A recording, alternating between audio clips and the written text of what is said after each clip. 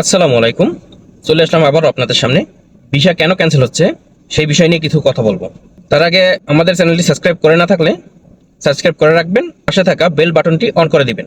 Visa cancel হওয়ার কিছু কারণগুলো হলো, যারা খালি বেলি ভিসা লাগিয়েছে, যাদের লাইসেন্সের রেনু নাই, লাইসেন্স করার পরে নতুন লাইসেন্স করার পরে ভিসা লাগিয়ে পরবর্তীতে রেনু করেনি। রেনু না করার কারণে ভিসা অটোমেটিক ক্যান্সেল হয়ে যাচ্ছে। অনেকে যখন নতুন লাইসেন্স করার পরে দেখা যায় 1 বছর হয়ে গেছে, 1 বছর হওয়ার পরে যে লাইসেন্সটা করছে আর বা পালিয়ে গেছে, বা লাইসেন্স করছে সে লাইসেন্সের অনার লাইসেন্স রেনু করেনি। রেনু না করিয়া যাদের ওই যে লাইসেন্সটা রেনু করে নাই, রেনু না করার কারণে ভিসাগুলো ক্যান্সেল হচ্ছে। দেখা যাচ্ছে প্রফেশনাল ভিসা লাগাইছে, পার্টনার ভিসা লাগাইছে, লাগানোর পরে ওই যে যদি ভিসা লাগানোর পরে 2 বছরের ভিসা থাকে, 2 বছরের ভিসা থাকার পর তো একটা লাইসেন্সে রেনু থাকে আপনার 1 বছরের। যদি 1 বছর পরে রেনু না করে তাহলে ওটা অটোমেটিক সিস্টেমে ব্লক হয়ে যায়। সিস্টেমে ব্লক হয়ে যাওয়ার পরে ওই প্রভাবটা যাই পরে ওই লাইসেন্সের যে যারা ভিসা লাগাইছে ওই ভিসার উপরে প্রবলেমটা পড়ে গিয়ে তখন দেখা যায় সিস্টেমে ভিসাটা ক্যান্সেল দেখায়, ক্যান্সেল হয়ে যায়। এটা শুধু বাংলাদেশের জন্য না, এটা পাকিস্তান, ইন্ডিয়া, নেপাল, শ্রীলঙ্কা সব দেশের জন্যই, সব কান্ট্রির জন্য এই জিনিসটা হচ্ছে এখন বর্তমানে। তো কারণ এই যে ভিসাগুলো যে ক্যান্সেল হয় অটোমেটিক, কারণ লাইসেন্স পাকিস্তানিরাও করছে, ইন্ডিয়ারা করছে, বাংলাদেশিরা করছে, মানে হ্যাঁ সব কান্ট্রিরা তারাই করছে। যারা যারা করছে ছোট ছোট লাইসেন্স তাদের বিজনেসের জন্য, ব্যবসার জন্য ছোট ছোট লাইসেন্স করে খালি বেলি করে লোকজনের ভিসা বাইরে দিয়েছে। তো বাইরে যারা লোকজনের ভিসা নিছে, যারা খালি বেলি ভিসা, কারণ তারা ছোট ছোট লাইসেন্সে ভিসা বিক্রি করে দিছে, বাইরে ভিসা লাগাইয়া বাইরে কাজ করার জন্য দিছে। কোম্পানির হদিস নাই, কোম্পানি দেউলিয়া হয়ে গেছে। কোম্পানি দেউলিয়া হয়ে গেলে করার, তারা কোম্পানি দেউলিয়া, লাইসেন্স রেনু করে না। যদি রেনু না করে তাই আপনার ভিসা কিভাবে চলবে, কিভাবে আপডেট থাকবে ভিসাটা? তো ভিসাটা তো আপডেট থাকবে না, ভিসাটা তো অটোমেটিক ক্যান্সেল হয়ে যাবে। কারণ আপনার লাইসেন্স আপডেট থাকলে আপনার ভিসাটাও আপডেট থাকবে। যখন দেখা যায় আপনার লাইসেন্স আপডেট নাই, লাইসেন্স রেনু নাই, রেনু করে না, মানে আরবাব কোথায়? আপনার ভিসা দিয়ে যে আপনার মালিক যে আরবাব, সে আরবাবটা কোথায়? যে মালিক, লাইসেন্সের মালিক, সে কোথায়?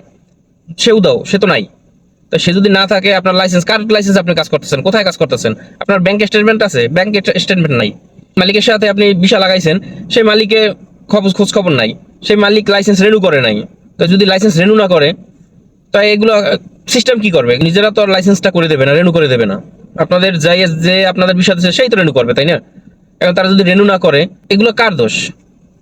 এগুলো তো যারা ভিসা দেয়, ভিসা দিয়ে আপনাদের বাইরে কাজ করার জন্য চাই দিচ্ছে, আপনারা তো বাইরে কাজ করতেছেন আপনাদের খুশি মনে। কাজ করার পরে দেখা যায় এখন যে আপনাদের ভিসা দিচ্ছে সে ভিসা লাইসেন্স রেনু করে না। তখন তো দেখা যায় আপনার দেশে যাবেন, আপনি ছুটিতে কত বছর কাজ করছেন, এখন আপনার ভিসা আছে, ভিসা ডেট আছে, সবকিছু আছে, কিন্তু পিছনে দেখেন আপনার যার কাছে আপনি ভিসাটা লাগাইছেন তার লাইসেন্সের রেনু নাই। তার লাইসেন্স রেনু না থাকলে এখন যদি আপনি যদি যান দেশে, তখন তো এই প্রভাবটা তো আপনার উপরে আসবেই। কারণ সে তো কোম্পানি খোলে নাই, আপনার ব্যাংক স্টেটমেন্ট দেয় নাই। তারপর ব্যাংক স্টেটমেন্ট দেওয়ার ক্ষেত্রেও এই প্রবলেমটা দাঁড়ায়, এখন বর্তমানে অনেক ক্ষেত্রে এই প্রবলেমটা দাঁড়াইতেছে, মানে পুরো কাগজপাতি থাকা ক্ষেত্রেও দাঁড়াইতেছে। এদের যে ভিসা দিছে, যে লাইসেন্সের আপনাদের ভিসা, ওই ভিসা ওই লাইসেন্স রেনু আছে কিনা, রেনু করছে কিনা। রেনু না করলে আপনারা যদি দেশে যান তাও তো অবশ্যই ফাইসে যাবেন, কারণ আপনারা আজাদ ভিসা নিছেন, আজাদ ভিসা নিয়ে বাইরে কাজ করতেছেন। কারণ ছোট ছোট লাইসেন্সের ভিতরে আজাদ ভিসা নিয়ে বাইরে কাজ করে, বাইরে কাজ করার কারণে পরবর্তীতে এইসব প্রভাবগুলো আসে। ব্যাংক স্টেটমেন্ট থাকে না, কাগজপত্র ভুয়া থাকে, লাইসেন্স রেনু থাকে না। তো এগুলো যদি না থাকে তো এগুলো প্রভাব তো আপনাদের উপরই পড়বে, তাই না? যারা এইসব আজাদ ভিসা নিছেন তাদের উপরেই তো এই প্রভাবটা পড়বে। আপনারা অনেক বছর দুবাইতে থাকেন, কাজ করেন, কাজ করার পরে দেশে যাইতে ইচ্ছে করে, দেশে যান, যাওয়ার পরে দেখা যায় অটোমেটিক ভিসা ক্যান্সেল। বাংলাদেশ দূতাবাস এগুলো পরিচালনা করতেছে যে কি যেন কি সিস্টেমের এইগুলো প্রবলেমগুলো হচ্ছে, ভালো করে যাচাই করতেছে, যাচাই করে জানাবে। তারপরও আপনাদের একটা বলতেছি, চিন্তার কোনো কারণ নাই, এগুলো খুব দ্রুত সমাধান হবে। এখন এই মুহূর্তে যারা বাংলাদেশে আছেন তারা যত তাড়াতাড়ি পারেন চলে আসুন দুবাইতে।